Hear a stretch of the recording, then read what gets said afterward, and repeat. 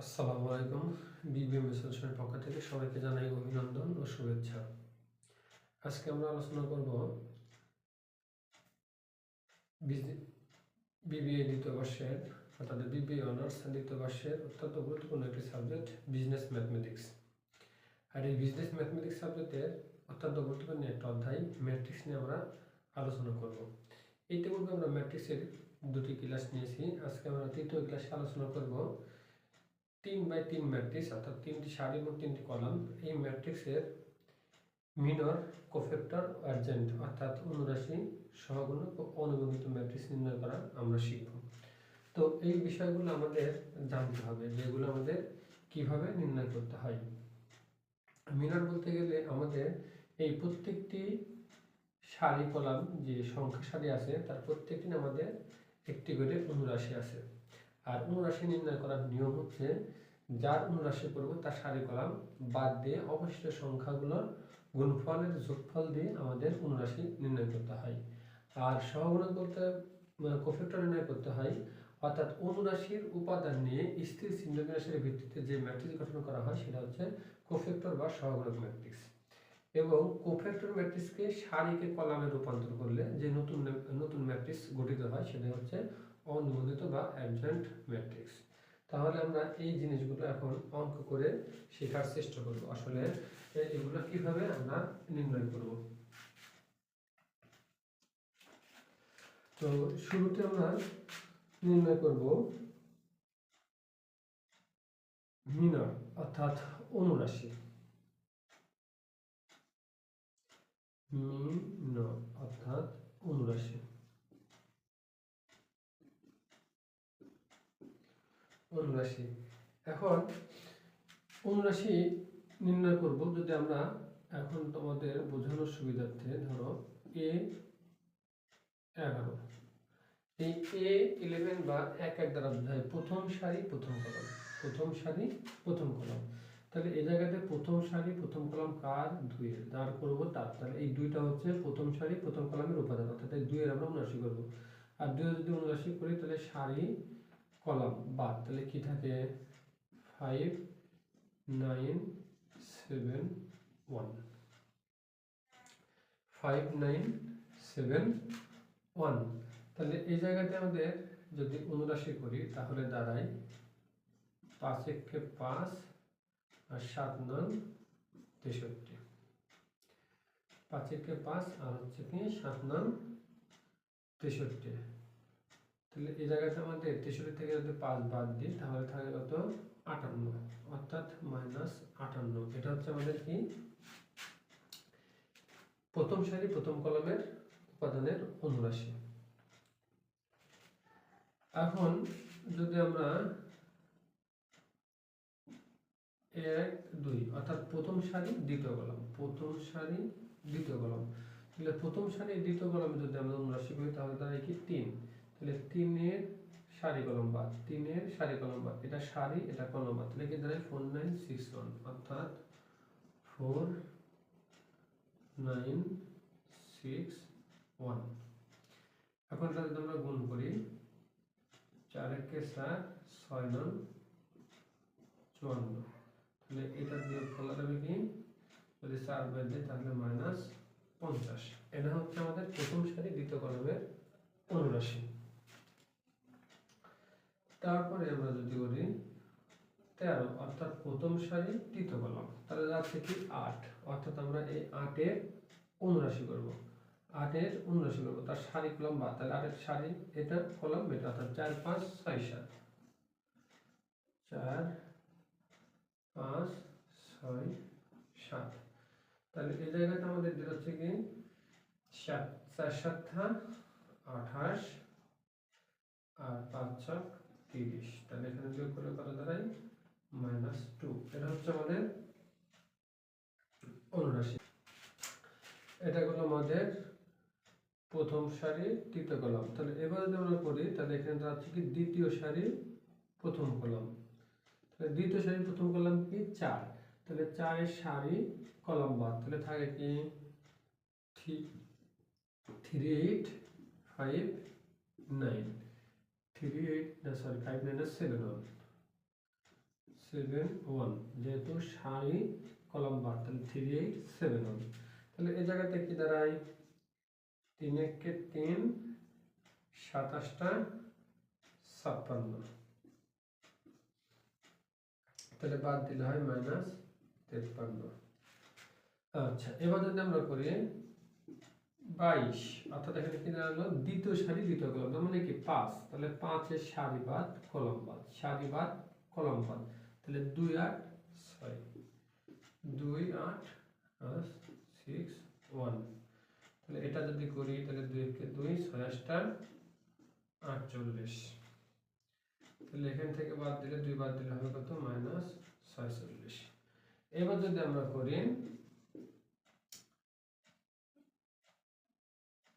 দ্বিতীয় সারি তৃতীয় কলাম, তাহলে দ্বিতীয় সারি তৃতীয় কলাম কে 9, তাহলে 9 এর কলাম বাদ সারি বাদ, তাহলে 2 3 6 7, 2 3 6 7, তাহলে 7 দুগুণে 14 আর 3 6 18, তাহলে এখানে হচ্ছে -4।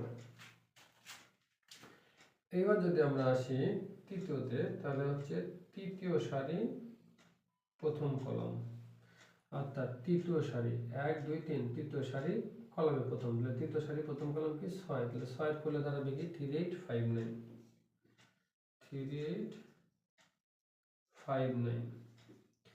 তাহলে 3859 বলতে কি বোঝায়, 3859 এখন আমরা গুণ করব, 3 9 27 আর 5 8 40, তাহলে এখন 40 থেকে যদি 27 বাদ দিই তাহলে কত, -13।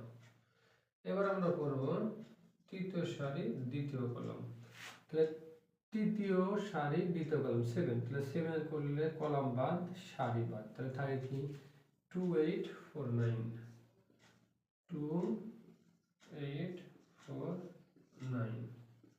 তাহলে যদি করি 9 দুগুণে 18 আর 4 8টা 32, তাহলে 32 থেকে যদি 18 বাদ দেই তাহলে কত, 14, -14। আচ্ছা, এবার যদি আমরা করি তৃতীয় সারি তৃতীয় কলাম, তাহলে দাঁড়ায় কি এই 1 1, তাহলে থাকে কি 2 3 4 5, 2 3 4 5, অর্থাৎ এই জায়গাটা তাহলে দাঁড়ায় হচ্ছে 5 দুগুণে 10, 3 4 12, অর্থাৎ -2। এই হচ্ছে আমাদের অনুরাশি, এগুলো হচ্ছে আমাদের কি অনুরাশি। তাহলে অনুরাশির উপাদান কি দাঁড়ালো, অনুরাশির উপাদান দাঁড়ালো 58, প্রথম সারি প্রথম কলামের -58, প্রথম সারি দ্বিতীয় কলামের -50, প্রথম সারি তৃতীয় কলামের -2 এবং দ্বিতীয় সারি প্রথম কলামের -53, তৃতীয় সারি দ্বিতীয় কলামের -46 আর দ্বিতীয় সারি তৃতীয় কলামের -4, তৃতীয় সারি প্রথম কলামের 13 -13 আর তৃতীয় সারি দ্বিতীয় কলামের -14 আর তৃতীয় সারি তৃতীয় কলামের -2। এইগুলো হচ্ছে অনুরাশি এবং এটাই হচ্ছে অনুরাশি করার নিয়ম। আমরা যখন যার অনুরাশি করব তখন তার সারি কলাম বাদ দিয়ে যা অবশ্যই থাকবে তার আড়াআড়ি গুণ করে ওই বিয়োগফলটা হচ্ছে অনুরাশি। এখন আমরা করব কোফ্যাক্টর, কোফ্যাক্টর সহগুণক। আমরা বলছি স্থির চিহ্ন বিন্যাস, স্থির চিহ্ন বিন্যাসে মারফত অনুরাশির উপাদান নিয়ে যে নতুন ম্যাট্রিক্স গঠিত হয় সেটা হচ্ছে কি, সেটাই হচ্ছে আমাদের কোফ্যাক্টর ম্যাট্রিক্স বা সহগুণক ম্যাট্রিক্স। তাহলে ওটা এখন আমরা শিখব। আমরা এটাতেই কোফ্যাক্টর ম্যাট্রিক্সের রূপ দিতে পারি, এটাকে আমরা কোফ্যাক্টর ম্যাট্রিক্সের রূপ দিতে পারি। কেমন ভাবে আমরা রূপ দিতে পারি সেটা এখন আমরা দেখি। তো শর্টকাটে যদি আমরা বলি তাহলে এখান থেকে আমরা এটা মুছে দিলাম,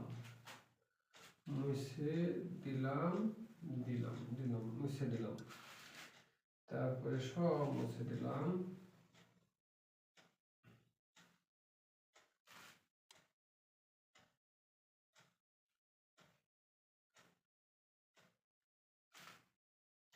হ্যাঁ, তাহলে আমরা বলছি কি যে অনুরাশির উপাদান নিয়ে যে ম্যাট্রিক্স গঠিত হয় সেটা হচ্ছে কি cofactor matrix. Cofactor matrix, cofactor. এখন আমরা নির্ণয় করব কোফ্যাক্টর অফ এ। শর্টকাটে চলে আসি, কোফ্যাক্টর অফ এ, অর্থাৎ এই ম্যাট্রিক্সের আমরা সহগুণক নির্ণয় করব বা কোফ্যাক্টর নির্ণয় করব। তাহলে আমরা বলছি এর একটা নির্দিষ্ট চিহ্ন বিন্যাস আছে, আর এই চিহ্ন বিন্যাসটা হচ্ছে plus minus plus minus plus minus plus minus plus, এই চিহ্ন বিন্যাস, স্থির চিহ্ন বিন্যাস। তো আমরা বলছিলাম যে স্থির চিহ্ন বিন্যাসের মধ্যে অনুরাশির উপাদানগুলো সাজাইলে, তাহলে অনুরাশি এই প্রথমটার উপাদান কত -5 8, আমরা ইতিপূর্বে অনুরাশি আপনাদের করাই দেখছি, তাহলে -5 8, এবং প্রথম সারি দ্বিতীয় কলামে ছিল -15, এবং প্রথম সারি তৃতীয় কলামে ছিল -2। এবার দ্বিতীয় সারি প্রথম কলামে ছিল -53, আর দ্বিতীয় সারি দ্বিতীয় কলামে ছিল -46, এবং দ্বিতীয় সারি তৃতীয় কলামে ছিল -4। এবার ছিল তৃতীয় সারি প্রথম কলাম, তৃতীয় সারি প্রথম কলামে ছিল -30,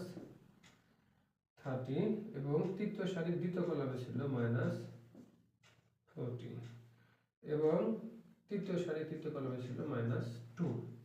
তাহলে এখন আমরা স্থির চিহ্ন বিন্যাসের সহিত যদি ওগুলা গুণ করি, তাহলে প্লাসে মাইনাসে মাইনাস, অর্থাৎ -5 8, -5